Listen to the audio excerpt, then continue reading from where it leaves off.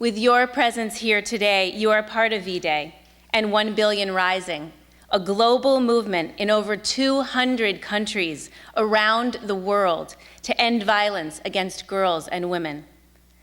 V-Day and 1 Billion Rising were founded by playwright Eve Ensler, creator of the award-winning The Vagina Monologues, and incidentally, mom of our special guest, Dylan McDermott. 1 Billion Rising is based on the sobering statistic that 1 in every 3 women and girls will be beaten or raped during her lifetime. That's 1 billion women. We're here to change those statistics. Every February, we rise in countries around the globe to show our local communities and the world what 1 billion looks like, and shine a light on the injustices that survivors most often face. We rise through dance and the arts to express joy and community and celebrate the fact that we have not been defeated by this violence. We rise to show we are determined to create a new kind of consciousness, one where violence will be resisted until it is unthinkable. Today, we invite you to join in and rise for revolution. Violence against women is not only a women's issue, it is a human issue. We cannot talk about violence against women without acknowledging the intersection of its relationship to all inequities, including racial and economic injustice. To create true change, these movements must join forces. In order to generate positive, measurable outcomes in society, we must mobilize both women and men to use their true strength to create a culture that is free from violence. Our presenters today, and many of you in this community, are role models for creating the radical shift in consciousness in how women and girls are treated and seen on the global and local level. Since its inception 3 years ago, the Power of Love has focused on highlighting brave artistic initiatives to bring in the new revolutionary world of equality, dignity, and freedom for all women and girls. Last year, we expanded our vision to include teens and men. The Power of Love has facilitated local girls' and women's organizations to work together and share resources. The energy and momentum created has given rise to increased funding and multiple levels of contributing and volunteering amongst these community organizations. Most significantly, more women and girls have sought out and received help from these organizations. The Power of Love has opened up a conversation and examined big questions, such as, what are the problems we're facing within our community, and how can we take action to begin to alleviate them? This year, with our outstanding speakers, we're taking this a step further by inviting the Sarasota community to widen the lens on how we look at the issue of violence, not only from a helping perspective, but also a preventative one. This year, we're honored and delighted to partner with Selah Freedom, Ringling College of Art and Design, David Shapiro, the founder of SEMCOR, and Golden Globe winner and V-Day activist Dylan McDermott, who will be soon launching an online miniseries called Sugar. Sugar tells the story of a young runaway woman navigating the moral complexities of an affluent small city, highlighting the dangers she faces as she tries to survive.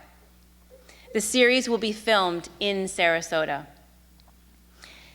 In tandem, Selah Freedom will introduce the Selah Project, designed to support dialogue surrounding violence towards women.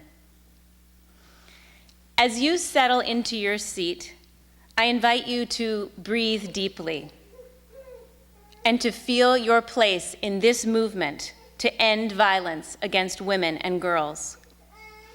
I welcome you to take 3 deep breaths. The first breath is to offer a blessing to yourself for any violence that you have endured during your lifetime. The second breath offers a blessing to your loved ones, family, and friends who have been subjected to violence and suffering. The third breath is for the countless people whose names we may never know, who have been abused, silenced, and hidden. Thank you all for being here. It is my deepest desire that we as a community leave here today with courage, empathy, and a better understanding of how to take action so that we can all be a part of this dynamic revolution. Thank you.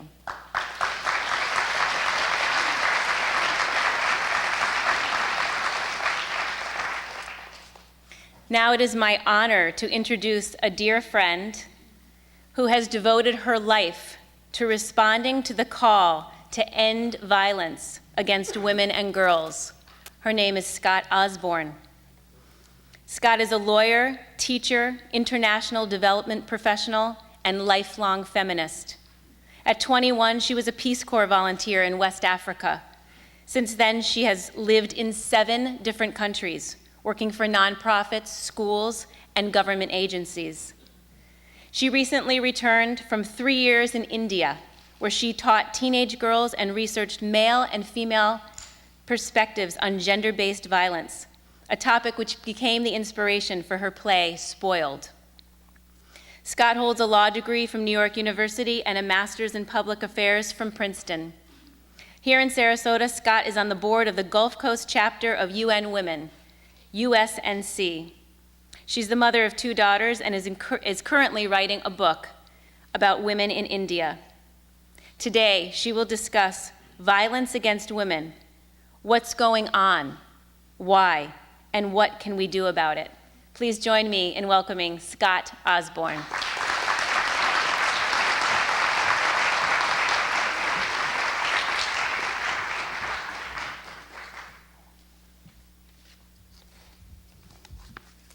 Thank you. That's a big topic. What's going on, why, and what can we do about it? I didn't start out working on violence against women issues, actually. I went to law school, and I did a lot of social service work, but that was not my main topic. I didn't pester people about gender issues, but then, perhaps like many of you, I started traipsing through life. Slide. At 21, I went to West Africa, and I found all the high school girls I was working with would become pregnant or drop out very shortly after they started school. I think, what's with that? I asked them. It turned out that their teachers were preying upon them. It was sex for grades. I was back in the US later, and I was in law school, and I started tracing the paths of all my female peers, their career paths, and many of them would drift away from their ambitious plans. They'd leave law firms or start other careers. It turned out someone had to watch the kids, someone had to do the shopping, someone had to take care of the grandparents. Sometime after that, I was teaching middle and high school here in the US, and I was teaching these wonderful 12 and 13 and 14-year-old boys, and I would hear the most outrageous sexist comments coming out of their mouths, and I would think, where are they getting this stuff? What are their role models? I was raising 2 children of my own, and came the time I had to send them to college. We'd look at colleges and we'd visit some places. There'd be these fraternities with these young men who would engage in some of the most animalistic behavior that was a little mind-boggling to me. And I think, what was going on? These are the things I found. That first one refers to the shooter in California a few years ago who blamed his mass shooting on the fact that girls didn't like him, basically. It was an interesting one. Later, I moved to India for a few years, and I was working with girls again, and I found that many of them would drop out from school, or they'd really underperform. I talked to them, and it turned out there really weren't private toilets for girls. So by the time they would start menstruating, there was no place for them to go. Their clothes would be stained, and it was really shameful and embarrassing, so they'd drop out. And in India, there were these horrific rapes, just terrible stuff going on of young school children, toddlers, etc. It was not pleasant. So I said, what the heck was going on? I'd lived in 7 countries, and there were all these different manifestations. It took all these different forms. So I interviewed, and I researched. It turns out in the European Union, between 40 and 50% of all women are sexually harassed at some point in their lives. In the US, 6 out of 10 women experience violence by an intimate partner. This is a boyfriend, a husband, someone they know. These are not strangers. It turns out that in the military, in 2012, 26,000 servicemen and women were sexually assaulted by someone else in uniform, their own service members. I found out that 50% of all sexual assaults are of girls under the age of 16. And around the globe, it's estimated there are 60 million so-called child brides. So have you ever asked yourself, really, why is this? Why is this all over the globe? I kept going. I found one large, really reputable survey, multi-country survey in Asia, that looked at men who were rapists. And it found out that half of all rapists first raped as teenagers. Many of them were under the age of 15. My first thought was, who was raising these boys? Under 15. And then it became apparent to me, we are raising these boys. We are all responsible. If you have 14-year-olds who think it's okay to rape with impunity, that's a societal problem. That's not a bad kid. That's coming from somewhere in the environment.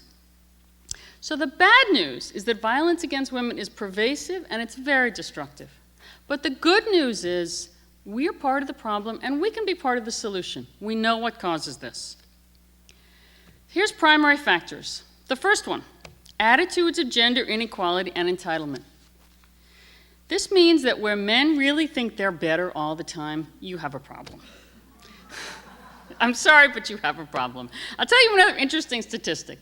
That survey, that large multi-country survey, is very reputable. They asked men who were rapists why they raped. What do you think they said? If you really ask me, why did they say this? They were bored.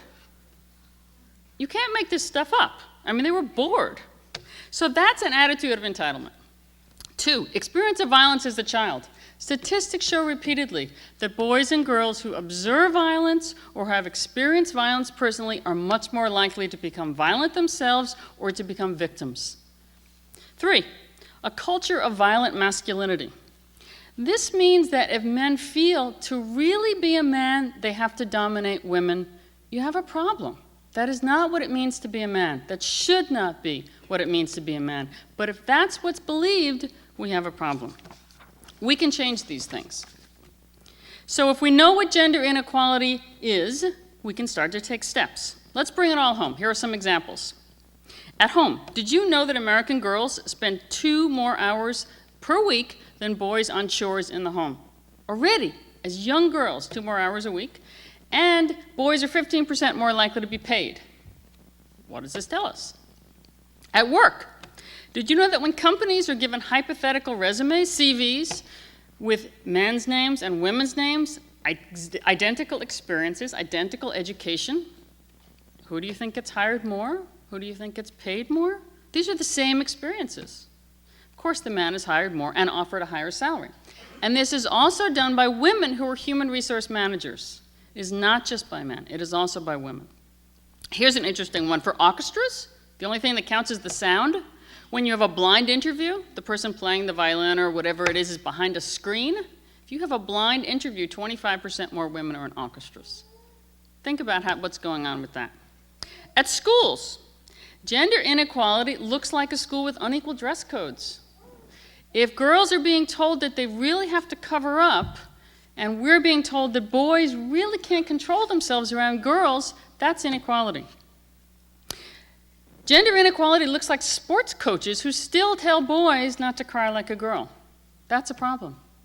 In the community, remember that problem with menstruation we talked about in India? And you think, well, that's not happening here. We have a totally different situation.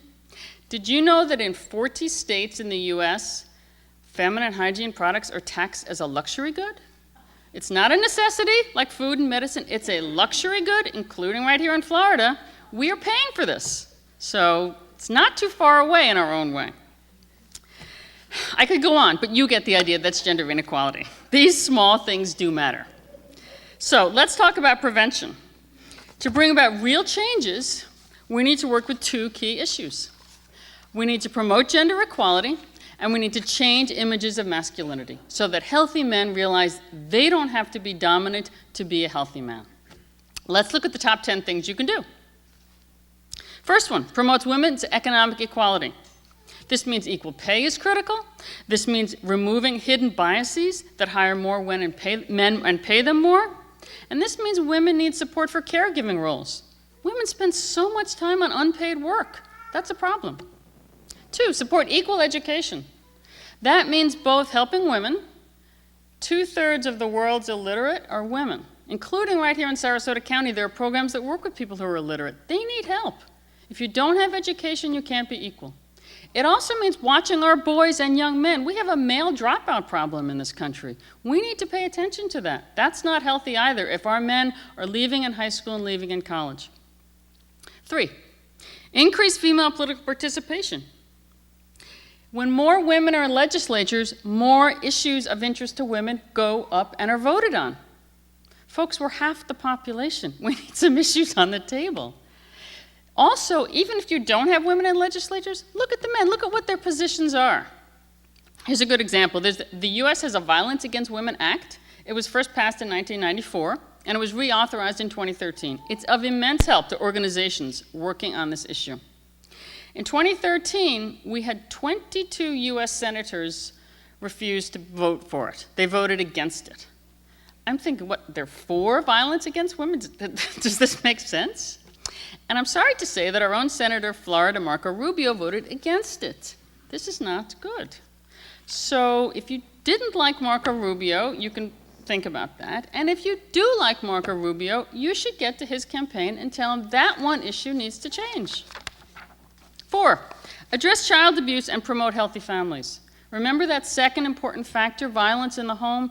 That is critical. It starts really, really early. Help out groups like Head Start. Get education programs for families who are vulnerable, who really have a tough time at home. That stuff matters. 5, support healthy images of masculinity. If you want to know a buzzword to think about, I say try mutual respect. If you're not sure what to tell boys and women and you don't want to talk about gender equality, just say mutual respect. It works, it's fair, it's equal, and it will get you a long way. We don't need men who think they have to dominate. It doesn't help them. It's an unhealthy box to be in for men, and it's not a good place for women. 6, speak up. Reject inequalities in daily life. If you go away with nothing, I hope you will remember that the small things matter. We've shown that. Statistics show it. You think, well, this is just a little thing, you know, chores at home or what the coach says doesn't matter. But it does matter. It sets a tone and it sets a societal stage. So remember that. Speak up about those little things. 7, promote women's control over their bodies. Whatever their choices are, it needs to belong to the woman. Think about how powerful that would be if you couldn't control your own body. 8, start young, at home, in school, in sports. Don't let those coaches get away with gender inequalities. It's not fair. It does a disservice to our children. 9, end legal impunity for men who commit violence against women. I understand that the estimate is 98% of rapists in this country will never spend a day in jail. What does that say? I will leave it to our law enforcement, those wonderful people, to try and deal with that, but that's a problem. 10, adopt CEDAW. CEDAW, C-E-D-A-W, is an international treaty for women's rights. Now, all over the U.S., cities and counties are trying to bring this home. We currently have a campaign here in Sarasota on behalf of the UN Women trying to have the Sarasota City Commission pass it, which would mean that there would be equal rights throughout all city operations. Keep your eye out for this one. It's a very important one. Finally, I want to show you a short public service campaign. This one was also made in India, but it's been translated into a number of other languages. And it shows how difficult it can be to step in when you see a problem, but how important it is. I think we have this video. I'm sure we have this video.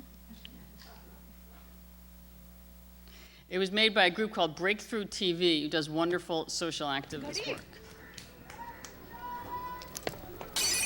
कितनी बार कहा है तुमसे मुझे अपनी चाय गरम चाहिए गरम चाहिए तो खुद ही गरम करके पी लो क्या कहा क्या कर रहे हो तुम जबान बहुत चलती है तेरी बहुत जबान चलती है तेरी तुम जैसों को कैसे समझाऊं बेटी तो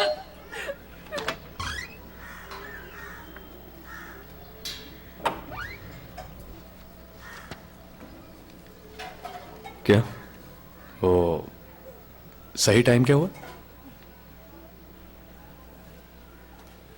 और पीस आपकी घड़ी 3 मिनट स्लो है.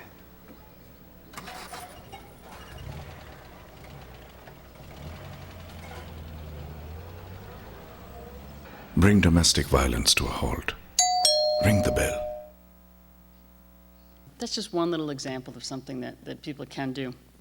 So I believe long-term change will come, and I firmly believe it will, but it will only come when we change day-to-day attitudes and when we change the small things. When we resist the gender stereotypes that put men in an unhealthy box and do incredible violence to women, then we will really see a less violent society. And I look forward to that. I am Dr. Dina Hackett. I am co-chair with Rachel Schaefer of this fabulous event today. And I have the great honor of introducing these next two dynamic ladies who are changing the way law enforcement deals with human trafficking and its victims here in Sarasota. They have started a program, Turn Your Life Around. And my first lovely lady is Kinsey Pentecost, who ran up here. She is Vice President of Selah Freedom and the liaison with Sarasota Police Department. Please welcome Kinsey.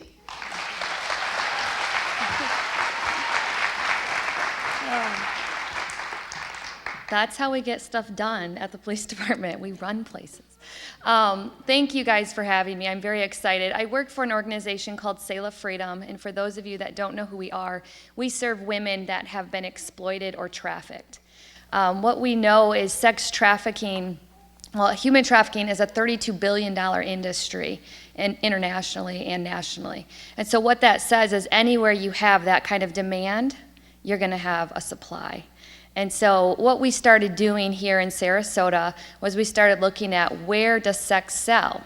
We looked at strip clubs, saunas, street prostitution, and a lot of times the first questions I know I was asked was, isn't prostitution a choice?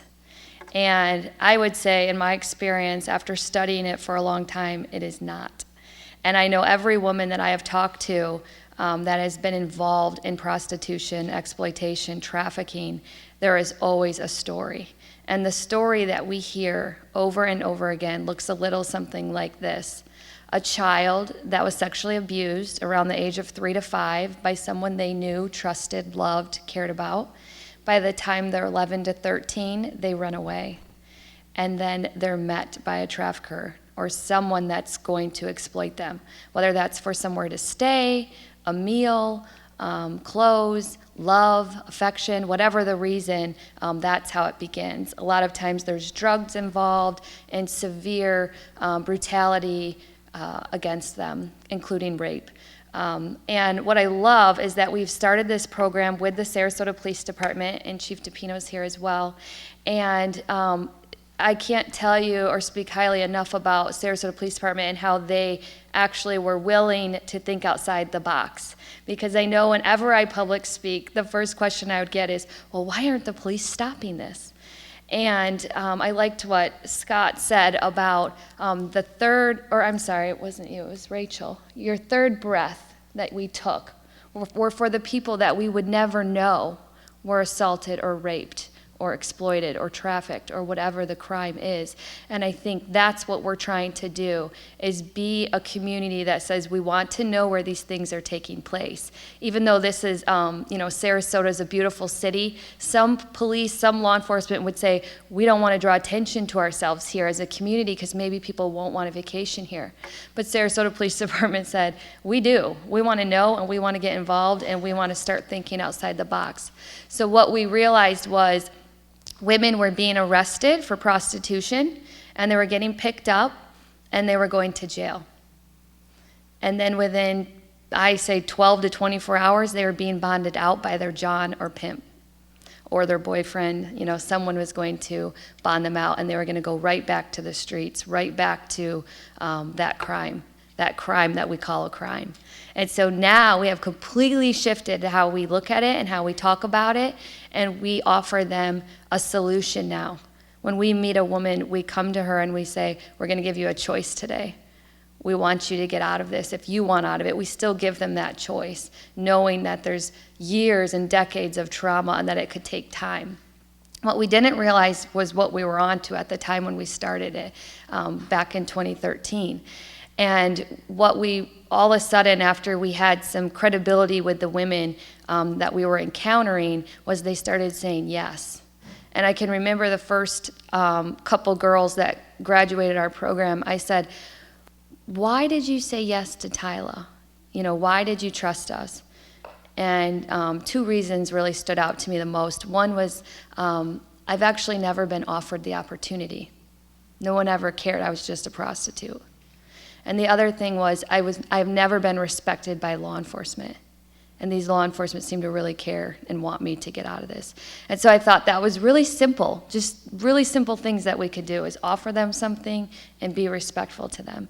And so we have had the privilege to help so many women come out of trafficking, exploitation situations. We're learning so much. We're learning where crimes are happening against these women, and we're now punishing the buyers. We're going after the buyers, the Johns, and we're saying this is not okay. You cannot buy a woman. You cannot buy a girl. You cannot buy a boy. This is not okay. And so I just want to thank you guys for being a part of this event where we can all rise together as a community and stop this social injustice. So I would like to introduce, am I supposed to introduce Chief DePino? Now I feel like I'm not. I'm not going to introduce Chief DePino, but if I could, I would say a lot of. Thank you. Thank you so much, Kinsey, for everything you do. Before I introduce our next guest, I just have to say hi to Mimi in the audience who bakes cookies and takes them to the girls at the Cheetah. Thank you for doing that. Okay, now for our next person. I'm so happy to introduce you. Please welcome Sarasota's first female Chief of Police, Bernadette DePino. Thank you so much.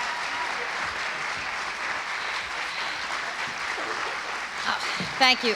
Thank you all so much. I'm so honored to be here representing the men and women of the Sarasota Police Department, and I'm happy to share with you the partnership that we have with Sail of Freedom and with the Turn Your Life Around program. And I want to tell you how it got started. First, when I got to Sarasota about 3 years ago, I opened up my phone, basically, and gave my cell phone out to a lot of different people and said, please call me with any issues you're having in your community. And one of the things I heard loud and clear was on the North Trail of Sarasota, we had a huge prostitution problem. And with prostitution problems comes other problems, economic problems, drug problems, fights, robberies, different types of violent crime. And I would say, okay, we've got to figure this out. Are we doing prostitution rings? What are we doing here to stop prostitution? So you look at traditional law enforcement, which is arrest. And then I also look at non-traditional ways, because I actually like to think outside the box. And I thought, well, you know what? This is about supply and demand. How do we stop the prostitutes from having Johns come to them and pick them up? So let's try to target the men, because it's mainly men. So I looked at the legislature, and we looked at, there was a bill actually in the state legislature that would make it a $5,000 fine for men that are caught picking up prostitutes. And I thought, that's great, what a great deterrent, because the men aren't going to be able to pay the $5,000. Well, it died. It died in the Senate because they thought that was too strict of a penalty for the men. And I thought, really, because what's the penalty for the women when they're picked up for prostitution? Well, I found that in Florida, the third time a woman is picked up for prostitution, they get a felony conviction on their record. And I thought, how unfair is that a woman who is a prostitute, but probably down on her luck most likely, most likely is a victim of a lot of different crimes, is probably addicted to drugs for many reasons, probably has kids that they're trying to support, and there's so many other horror stories that I could share with you why women end up choosing a life of prostitution, because I've yet to go to an elementary school and ask the little girls there, what would you like to be when you grow up? And they raise their hand and say, I want to be a hooker. I want to go out and sell my body. It's not happened yet. I don't think it ever will happen. So I thought we have got to stop making women even more of a victim than they already are, because a felony conviction, how is she ever going to get a job? Because it's hard enough for somebody that's got a felony conviction to get a job and then be a woman also. So I challenged our police department. I asked the shift, take a look at this, try to think outside of the box. And luckily, one of my sergeants was bright enough. He had heard about Sail of Freedom and what they did. We had heard about other programs. And he came to me and said, I want to try something different, sort of like we're doing with the drug market intervention, where we're giving people an opportunity, even though they're selling drugs, to get and change their life. Why don't we do that for the women? Why don't we show the women? And I make our officers say women, not girls. Every time they say it's a girl, I said, are you talking about a 5-year-old that you're this prostituting? That's a girl. We're talking about, these are women. Give them the dignity of calling them women. They deserve that respect. So what we did was we ended up saying we're not going to arrest. Now, if you ask the 30-year-ago police officer I was when I first started out on the street, everybody should have gotten arrested and everybody should have gotten tickets. I've changed a whole lot since then, a whole lot. And this is the type of program it is. We're not looking at arresting people. There's a better way of dealing with it, because women are just going to be in this revolving door. And that's how we were lucky to partner with SALA. And I'm really honored to be a partner with the organization. They are a group of individuals that have such a vision and a goal of helping women, especially women that are part of the sex trafficking trade and the human trafficking. And it's sort of also a personal thing for me, because I had a really good friend that was a priest who passed away, and his dad was a detective in the police force, and he worked very hard to stop human trafficking internationally. And I promised him, Father Gorman, I promised him that I would continue his fight. And I know he's in heaven looking down on us saying, good job, Bernadette, good job, Sarasota Police Department, good job, Sail of Freedom, because we may not be able to stop all of the prostitution. We may not be able to stop human trafficking altogether, even though it's a worldwide and a nationwide problem, but we can change it one life at a time, one woman at a time. And guess what? That is a whole world. That's her world. And then it spreads from another to another to another. So I am honored again to be here to share with you what we're doing. Tyla, turn your life around. It's working. We're helping women one at a time. And again, I thank all of you for your support. I thank SALA for their great partnership. Thank you all. Be safe. Thank you again for the time to talk.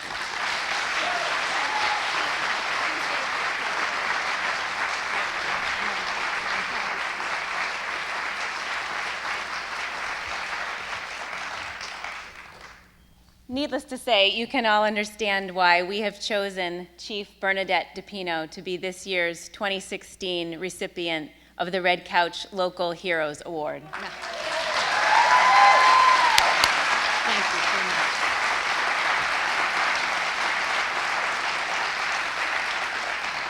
I have to have my notes because there's so many things that she has done. It's remarkable. The Red Couch Local Heroes Award is given annually to an extraordinary person who has exemplified a life of positivity, compassion, generosity, and action. I don't know if we have Renee Hamad and Shannon Rohrer Phillips, but if you two would stand, I know there's been traffic on the highway and there was an accident. They are both here. They were our recipients for 2014 and 2015. Thank you. In December of 2012, I was standing in line at Whole Foods, and I don't remember what snacks I was buying or what snacks Chief DePino was buying, but we were both in line together, and without her knowing a thing about me, she gave me her cell phone number.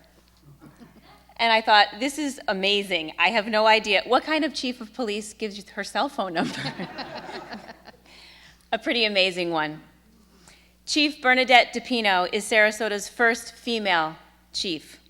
She grew up in a police family. Her grandfather and her dad, who is in the audience today with her mom,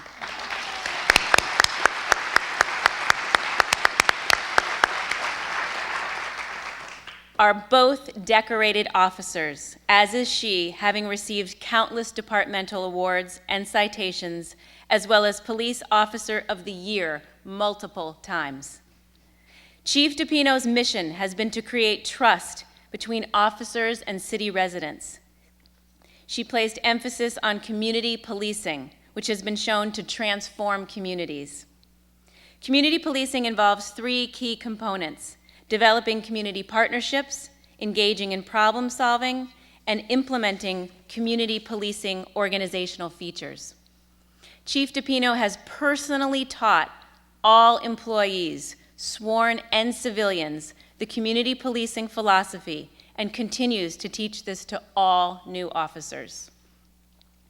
In addition to TYLA, Turn Your Life Around, which provides resources and strategies to help victims of human trafficking to escape the sex trade industry and provide an alternative to anyone being arrested for prostitution, the chief and her staff have invited Sarasota residents to coffee with a cop, tea with the chief, and as part of her Blue and You initiative, you can watch free outdoor movies on the lawn of the Sarasota Police Department. These events enhance police and community and relationship building. 6 movies have been shown, and another will be shown in March or April. Chief DePino and her officers stop, walk, and talk. For an hour a day, officers stop, get out of their patrol vehicle, walk in their assigned zones, and talk to business owners and citizens. In an initiative called New Beginnings 2, Chief DePino and her department meet with business owners and residents in North Sarasota to discuss how to keep their neighborhoods protected. Another major initiative is drug market intervention, a strategic intervention intended to shut down and eliminate open-air drug markets and thereby reduce crime and violence. It's obvious that for Chief DePino, her job is more than a career. It's a calling, and she has surely found her purpose.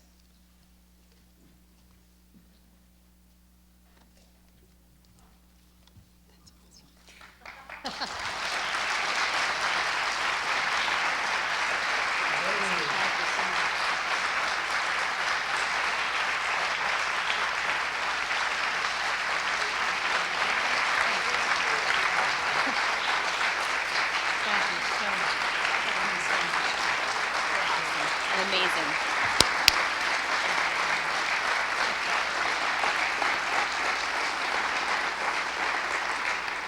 Chief DePino, thank you for being an advocate for improving the criminal justice system's response to violence against women.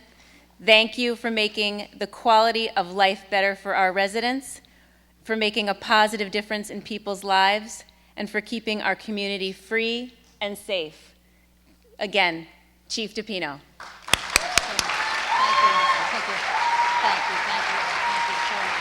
So you can go down this way if you want. Thank you.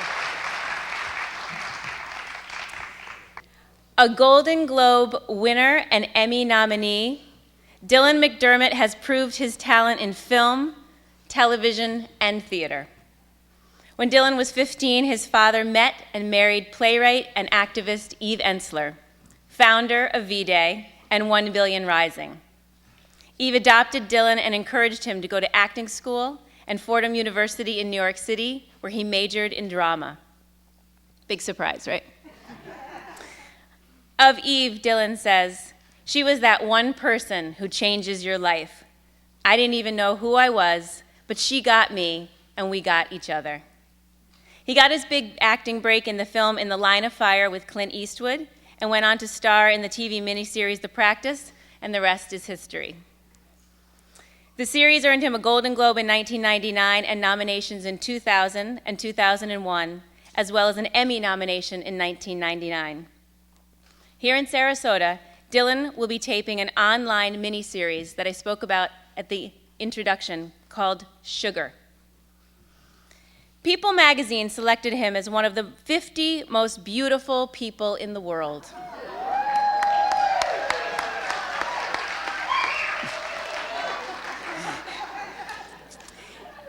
That was a mistake. The Power of Love recognizes him for being a beautiful person, both on the outside and on the inside. Please help me welcome Golden Globe winner, Emmy nominee, and V-Day activist Dylan McDermott.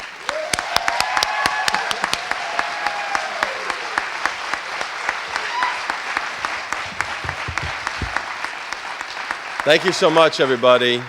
Thank you so much for coming out.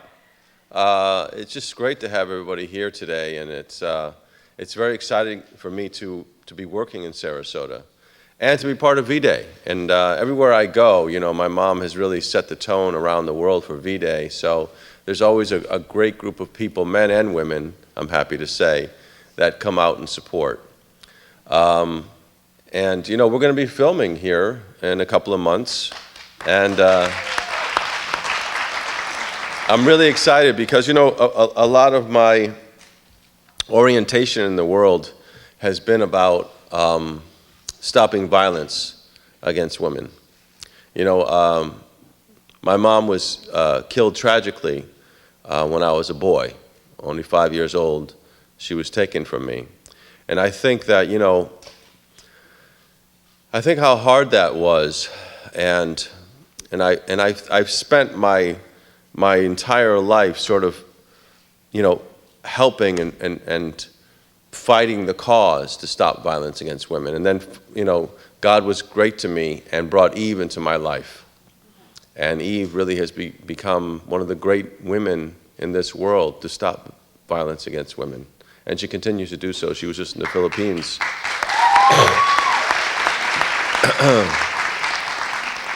And I was with her when she was writing the Vagina Monologues, and she started, you know, in New York, and it started very small, and it has become a worldwide movement, and helping women around the world, and people like you who in local communities who are helping.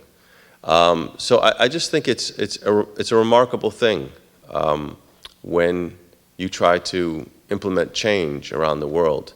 And you know, one of the most important things, which is always overlooked about this organization, about V-Day and 1 Billion Rising, is men. Because men really have to change as well. You know, it's not just about women becoming empowered, it's about men and changing their attitudes about women. And we just took a tour, actually, David Shapiro and I were taking a tour around, and of all the sites, I suppose, here in Sarasota where there's sex trafficking. And that's kind of about the show that I'm doing here is talking about that. A young girl, a young runaway who comes to Sarasota and gets involved in that, and all the predators that come to her, and how is she going to become empowered as a young girl and eventually a woman. That's really the essential part of the show. But we're going to shoot it here, and very excited about that. And it's going to be a web series, so it will go on, hopefully, for many seasons. So you'll be seeing a lot of me over the years.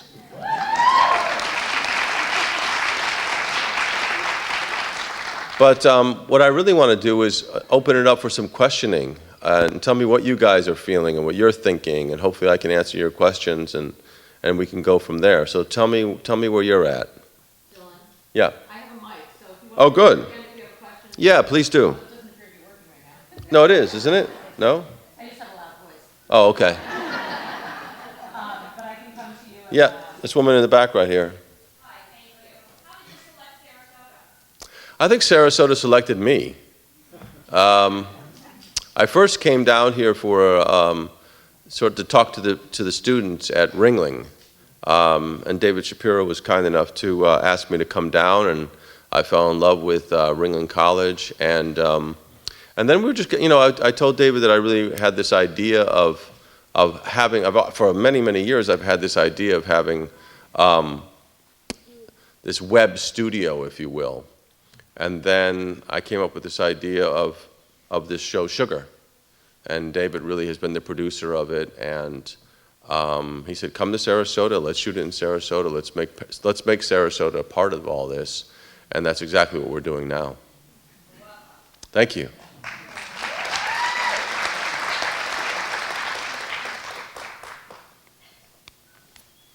Rachel Schaefer. I have a question. So in championing the cause to end violence against women and girls, you are a role model for boys and men all over the world. Yeah. So what would you say to the men and boys in the audience in terms of how to be involved in ending violence against women and girls? Yeah, that's, Eve talked to me about that many years ago, because then she realized that men have to change. And I really was her, her Frankenstein in that way, because it's not like, I think boys and men are raised very differently than women are. And there's an orientation that happens at a very young age for a boy.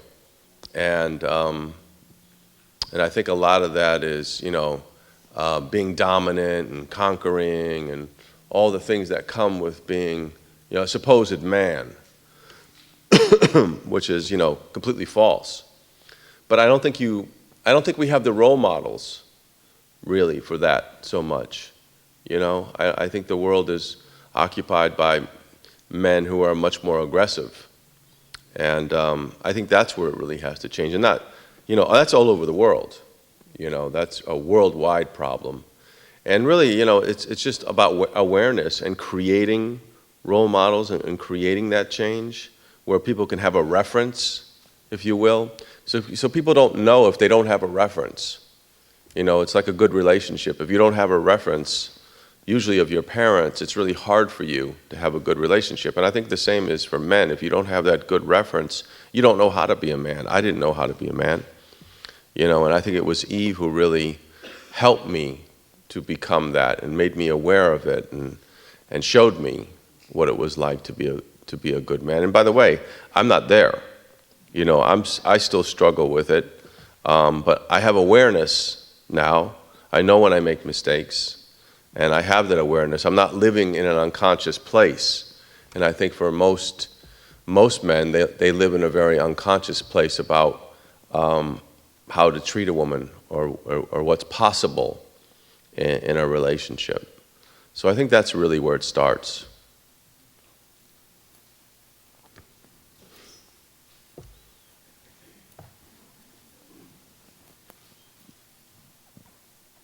Hi, I'm Taylor. I was wondering if you were going to dive into the local area for your actors and your crew in order to do this web series. Yeah, we're really going to try. I mean, we have a casting director, and we're looking for Sugar right now, and we want to have Sarasota be a big part of this, because I just think that you create goodwill by doing that in the community, and so. We're doing everything we can to incorporate that, and hopefully we can use everybody in Sarasota to make this project, because I think it's going to make everybody feel better and feel a part of it, like they really helped on it. This is an awesome student film crew back here, Dylan, just so you know. So I think they're cool. bucking for some camera time. Yeah, absolutely. Hi, Dylan. Hi. I was wondering if you know about any models or prototypes for programs for young men in high schools or colleges to kind of do some sensitization of this issue. Yeah, well, I think that V-Day and 1 Billion Rising, I think they're helping in that. I think if you look at the website, vday.org, I think that because it feels like it's for mostly women, but really there are men on there, and I think if you look at it closely, you'll see that there's, like myself, men are involved in it, and I think that's a great place to start, to sort of like get the word out there. But yeah, the trouble is there's no real rule book. It's a grassroots, organization. It really starts at home.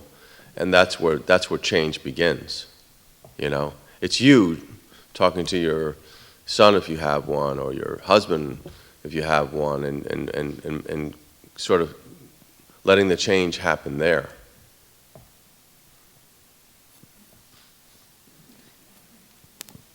I have a question for you as far as you said that Eve taught you how to be more aware. Yeah. As a single mother raising two boys, there's a mantra I constantly use when I'm correcting them, since they don't have really any role model. And I Yeah. say, I'm raising you to be men of good character. Is there something similar to that that sticks in your mind that Eve has taught you over the years? Yeah, absolutely. I think it's, you know, at the end of the day, it's always power of example, right? It's you saying that to them and showing that to them. And I think that that's what she did for me. I think that when I made mistakes, I think she was there to point them out to me. And, and I would go to rallies with her, and I would go to, all her plays, and I was in, I've been in 3 of her plays already, and her influence just sort of like made a difference over time. It doesn't happen overnight. It's something that kids mirror at the end of the day. Your kids are going to mirror you because that's what kids do. And, sometimes when you don't have a male figure in your life, you sort of, where do you look for it? You know what I mean? And a lot of kids look to it, sports figures or musicians or actors even, and they try to be like them. You know what I mean? But maybe that's not always the best example. The best example is really going to come from you. I was raised by a lot of women. My grandmother raised me, and Eve raised me, and I think I had such respect for them because they were the ones who shouldered the burden of my life, And to this day, I have such a great love for women because of them.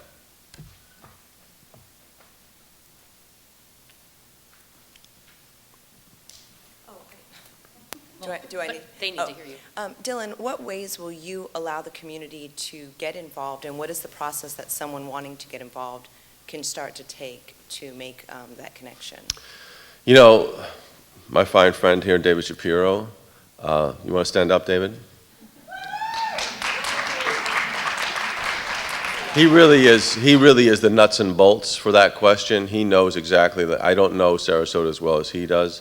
I think he's going to be the one who's going to really spearhead that and get the community involved as much as they can. But that's the idea, is to get everyone involved in this project. So then we can, we could put it on the Ringling website. We could put it on YouTube. We can put it on Sayla's website. We can get everybody involved in it and create that awareness where everybody is watching each week for the next thing. Sure.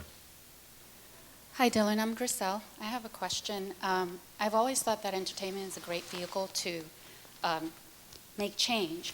However, I don't really see that, the mainstream is very much interested in that. So I was wondering whether your project is something that's funded by you, other organizations, or how we could do the same types of things as Sugar and kind of create that so that we create awareness of a lot of different issues that come, our way. Yeah, I mean, that's always the hope. Most entertainment is made for money. It's a capitalistic business, and they're only interested in making money. That's all fine and well, but if you go deeper, it's such a powerful tool. It really is, because people love to watch television or go to the movies or be on the internet. And in my estimation, a lot of that time is wasted because it's not really helping anybody. It's just sort of a distraction. You're sort of just, kind of zoning out, if you will. But then there's another part of it that can really implement change. And that's what we're planning on doing. That's exactly what we're trying to do here. We're trying to bring awareness to, what did you say, $39 billion business? Yeah, sex trafficking, $39 billion business. And it's happening right here in Sarasota. It's not some other place. It's not Cambodia. It's not Thailand. It's here. It's in your community. And, I'm calling on you to help us change the environment here So it's not some far away, removed place that we're talking about. It's the community right here, and it's happening in every community. So the idea is to implement change here in your hometown.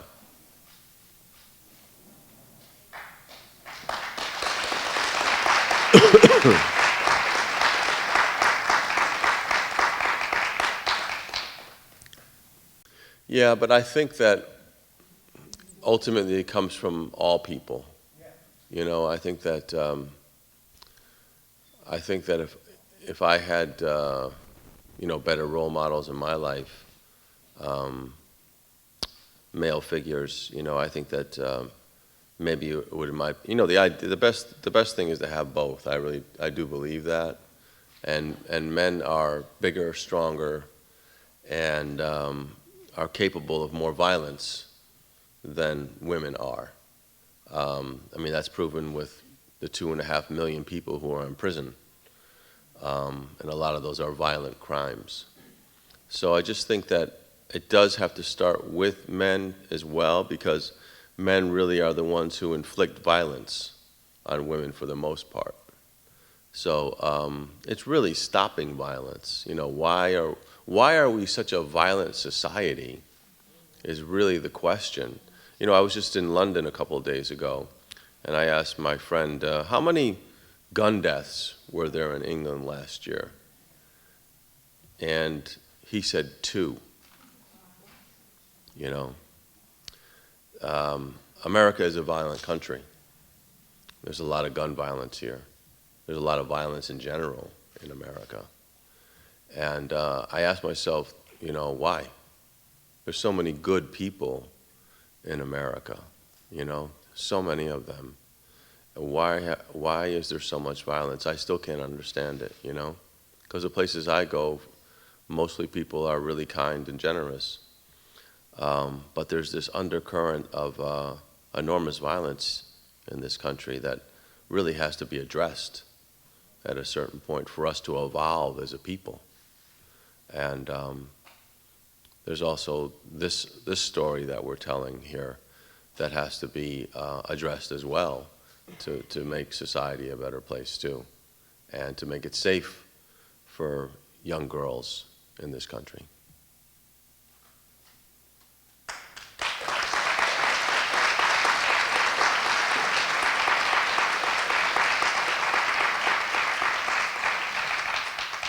So you guys are awesome. Thank you for coming out and listening to me. I hope that I offered some wisdom here. Ladies and gentlemen, Dylan McDermott.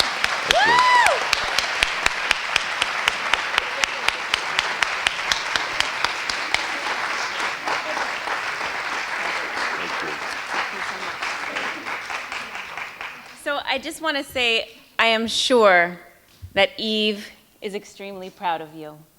Thank you.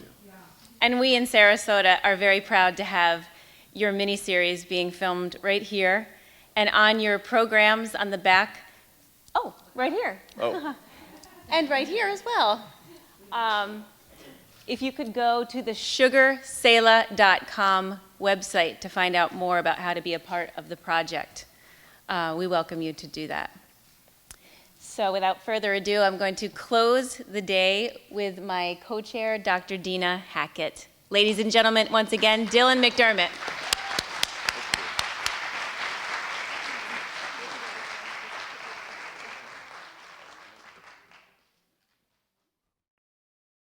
We're here with Chief DePino at the Power of Love V-Day celebration. Hi, very nice to be here. I'm honored.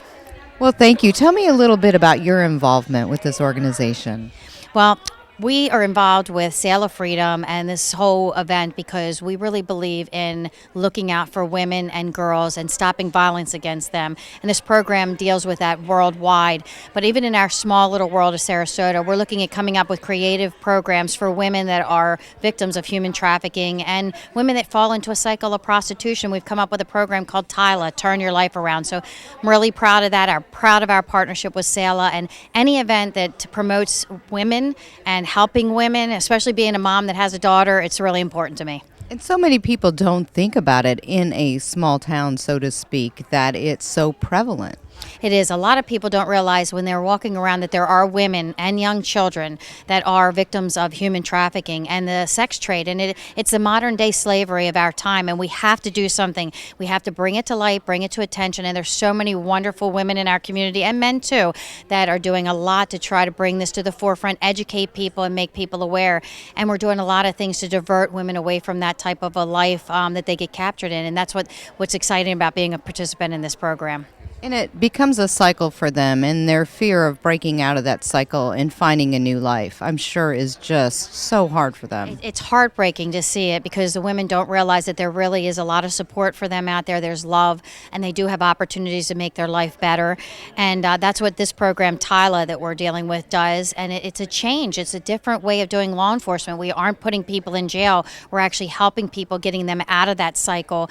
And I really believed in that, especially when I heard that women, if they're arrested 3 times for prostitution, actually get a felony record.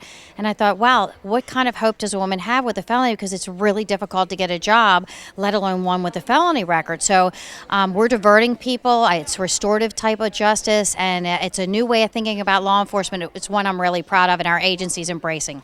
Well, thank you for all you do for our community, Chief DePino. We appreciate it, and we wish you many successes. Oh, thank you. I'm just honored. This is a service for me. It's one I'm passionate about. We have a whole family worth of law enforcement, and it's something we believe in. Thank And you can tell. Thank you so much. Okay, thank you.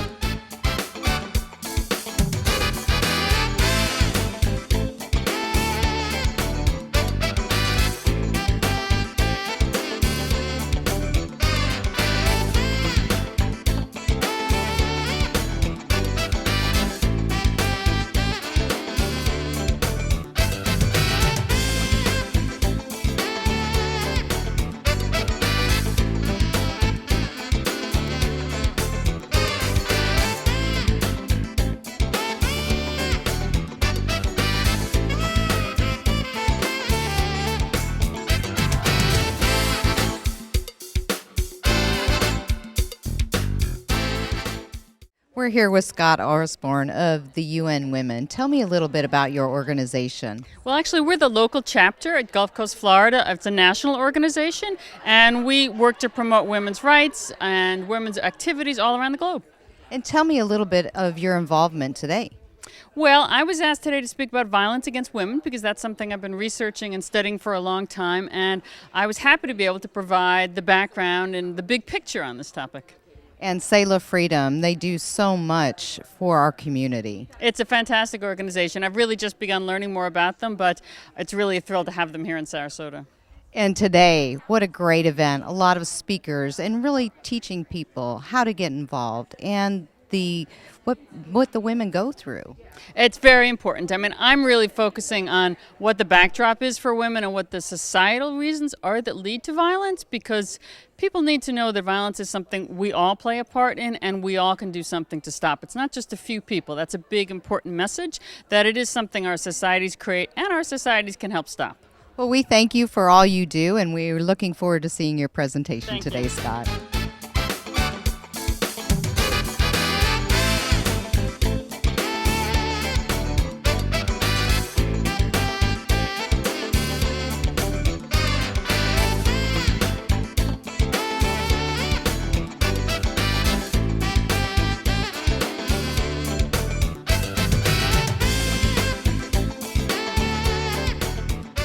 We're here with Amy, Allison, and Dee. Tell me, what is your involvement with Selah Freedom and coming to this event today? What does it mean to you?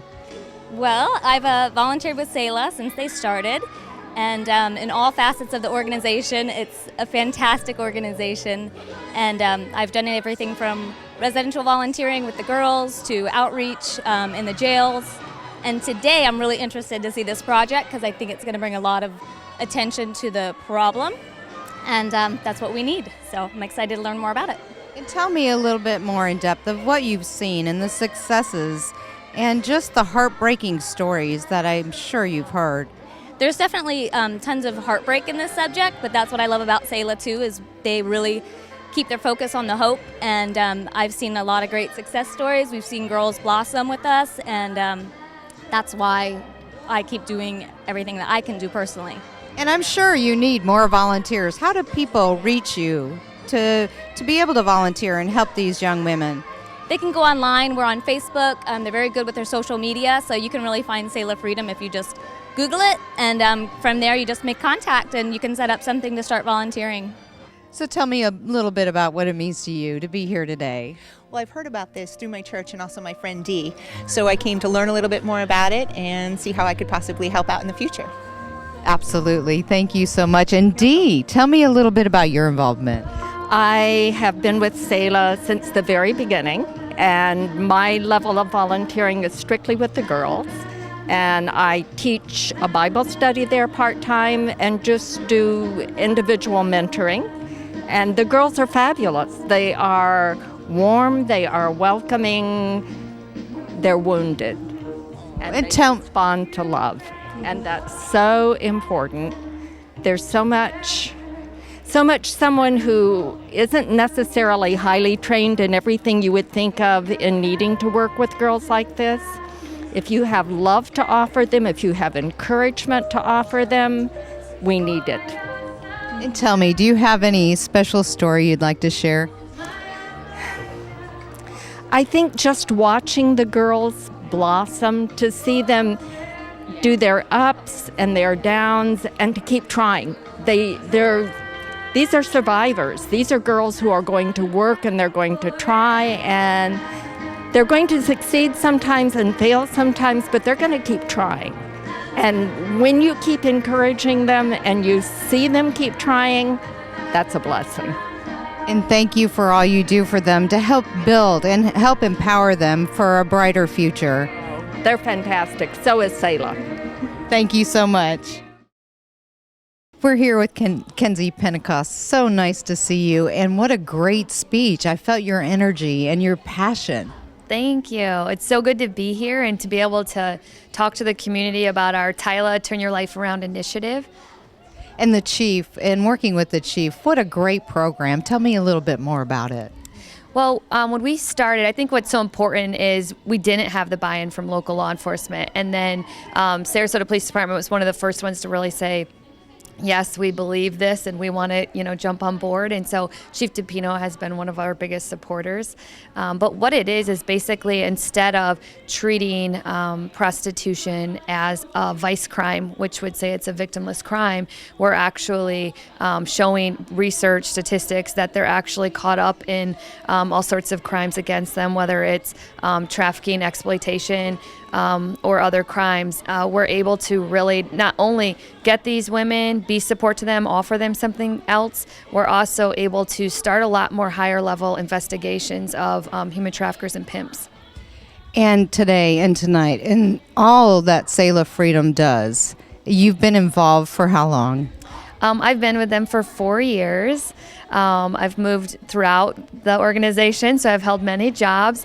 But I think some of the most impactful work is getting to go out with the police, search warrant stings, first point of contact when we get a woman coming out of prostitution or that's been trafficked, and really just I think in the media, when you say someone's been rescued, a lot of times within 24 to 48 hours, they'll go back to their trafficker or pimp. And so we really have a systematic approach when we do a rescue that people aren't going back. And we're following them, and we're able to know that they're not going back to jail, they're not going back to the streets, or their pimps or traffickers. And what does Sailor Freedom offer to these women? Everything.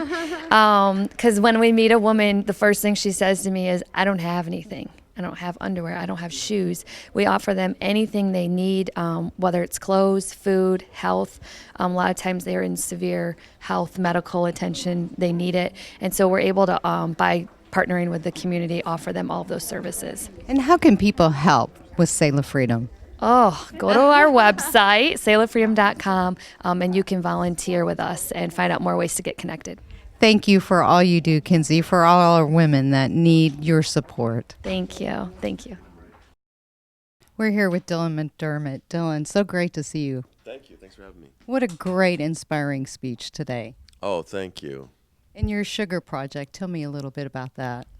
Yeah, Sugar really is about a young runaway girl who comes to the Sarasota area, And what happens to her is, you know, sort of the predators descend upon her. And it's a mixture of light and dark, but really, ultimately, it's a story of her empowerment over time, how a young girl becomes a woman, but she only becomes a woman through, you know, a lot of darkness and despair. But ultimately, she finds her power here in Sarasota and becomes a force of change. And talking about that force of change, I have to say I was listening to Eve's excerpts from the Vagina Monologues, and she said, and something hit me, she said it's the center of your body, the center of your world, but we don't talk about it. Right. So true for so many things in this world. Right, absolutely. And tell me a little bit about what's next for Dylan McDermott.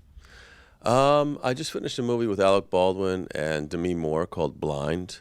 Norman Mailer's son directed it, and really excited about the movie. I think they're trying to get it ready for Telluride or Toronto, and festival movie, and you know, it's sort of a love triangle between the three of us, and a really fun script. We're excited to see that. And tell me, Selah Freedom, your involvement and collaboration with them. Tell me a little bit about that. Yeah, Selah is a new relationship for me, and I know there's a lot of sex trafficking here and all around the world, but you know, we're concentrating on the local community here and trying to bring awareness to it, and certainly sugar is a part of that. So Selah has been a great advocate, and we're going to put the show on their website, and hopefully a lot of people will see it. Well, thank you for spending time with us here today. Thank you so much for having me. Thank you.